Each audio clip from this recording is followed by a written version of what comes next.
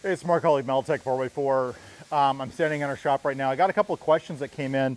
We got to ask Mark for technical off-road or about what we do or why Metaltech does things. And got a great email from Charles. He has a few quick questions for Mark, and here they are. So number one, he asked, I like the tubular bumper for the FJ, but do they pose any issues for it being street legal? To this date, I mean, we've been making them since 2007. To this date, we're not aware of anybody having any legal issues anywhere on that. To our official knowledge, I mean, we let people know that, check your local laws to see if there's any issues for it. But to our knowledge, we're not familiar with any issues with them. They're designed to work with the safety systems of the truck. And obviously with them being on the market since 2007, there's been a few out there that have had some street activity versus other vehicles and animals and so forth, and they've proven to work extremely well. The safety systems work correctly. Everything works as designed. So if you like the look of them, check your local laws if that's something you're concerned about and see what they have to say. Like I said, to this day, we don't know of anybody with any issues on that. Second, he has a question, is it worth installing an aftermarket transmission cooler? In all of our trucks that Metaltech has built in the last 21 years, none of the vehicles except our tow vehicle, we have a diesel tow vehicle, we put a tranny cooler in that one, or a bigger one, but all of our crawlers and overland trucks, none of them are running an aftermarket tranny cooler. One thing to keep in mind, I mean, if you're towing a heavy boat and you're at the limits of what the truck can handle, you might need one. But keep in mind that Toyota actually builds our automatic transmission vehicles with a gate shiftable transmission. So what that means is that as you're getting ready to go up a hill, you can actually move the transmission from drive and drop it down a gear. And it's essentially just dropping a gear down, and it's going to take a lot of stress off the transmission and the engine. So gate shifting is a great way to control your tranny temps and give you a lot more control on the engine. Off-road, I actually drive off-road when I'm going through technical sections. I actually drive my manual transmission trucks like an automatic, or like a manual, excuse me.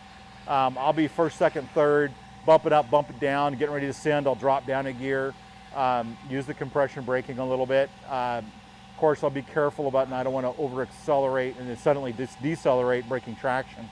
But remember that you can gate shift our automatic Toyotas, and they work very well. His third question, the big one, according to him, is it worth to spring for 285 tires and new wheels? And he wants to avoid cutting, and he has some questions regarding specific tires and rims. So here's the best answer I can give on that. Tires and wheels vary, even though they may have the same size number on them, on the stats. They're all slightly bigger, and they're all slightly different.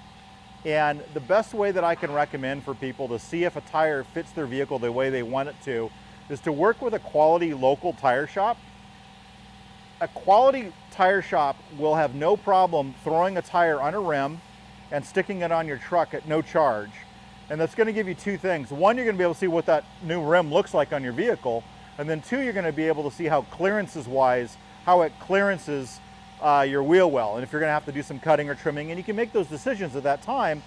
Do I want to go to the size of tire and have some trimming I need to do, or am I going to go with something smaller and not have trimming? It's going to be up to you, but keep in mind there's no magic exact combination based on sizes that is going to be available to say, oh, this is going to work perfectly for that with no cutting.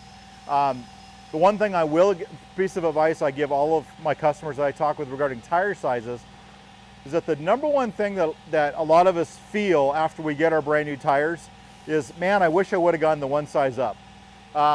Just keep that in mind. It depends on how you're using the vehicle, of course, but me personally and customers I've talked with the last 21 years, that seems to be the norm of like, oh man, I went this one size and I should have gone a little bit bigger. At Metaltech, we always say, go to the larger tire you can, lowest lift possible, and then we like to trim and cut sheet metal and plastic out of the way to clear that tire. If we have a little bit of rub at the last little bit of travel, at the weird thing like backing up and turning hard to the left and it finally rubs, that in my mind is perfectly acceptable to have that little bit of rub, because 99% of the time we're using the vehicle, we're not going to have that rub. And that means that our vehicle is set absolutely to the lowest level we can get it, and we accept that little bit of rub in that last 1 to 2% of use of the truck. So something to keep in mind. He has the other question on that on, a C or E-rated tire. Well, a C or E-rated tire, I mean, I like a C-rated tire on my crawlers. Softer sidewall, it's gonna flex more on the trail. Airing down's a lot quicker because there's a lot less pressure in the tire. Airing up, same thing. We're gonna be able to come off the trail, pop our air compressor out, bring our tires back up to full trail or road, and not have to go up to like a 65 or 70 PSI. I mean, a C-rated tire, a lot of those are around 40 PSI, 40, 45 PSI. So there's gonna be some advantages there. But based on how you build your vehicle, if it's really heavy, you might need the E-rated tire.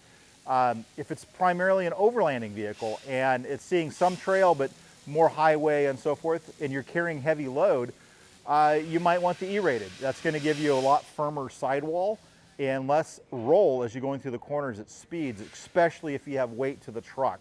That's gonna be a balance based on how you're using the vehicle. He has, lastly, are there any other mods or additions that would improve durability and reliability?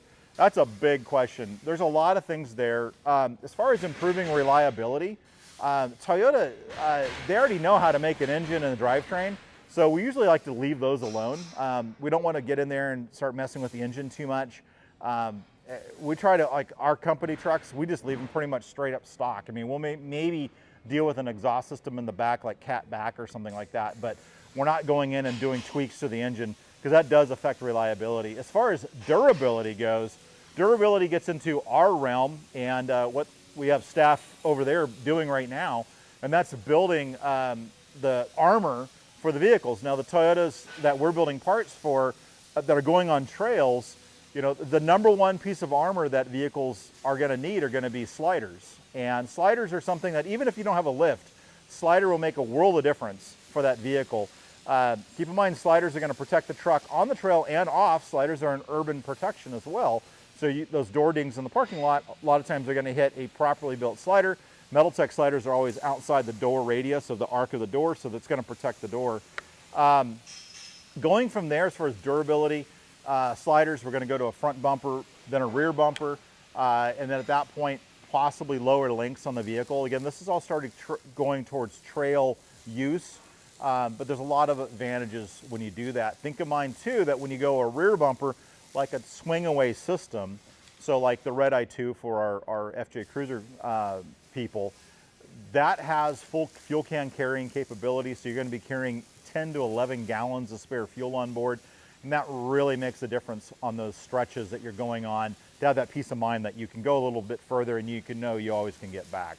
So again, those are some Ask Mark questions that came in. If you yourself have some questions that you want to ask, be it building your truck, why certain things for certain ways, trail tips for trail use or how, whatever, or simply why does Metaltech build the parts the way we do, or why is it done this way? Why do we have a Johnny joint on one end and a bushing on the other end or lower links? Whatever the questions you have, if you want to have those questions answered, just send an email to info@metaltech4x4.com, and you can just highlight Ask Mark and with those questions in there, and we'll get those answers to you. Thank you, and again, this is Mark at Metaltech here in the shop.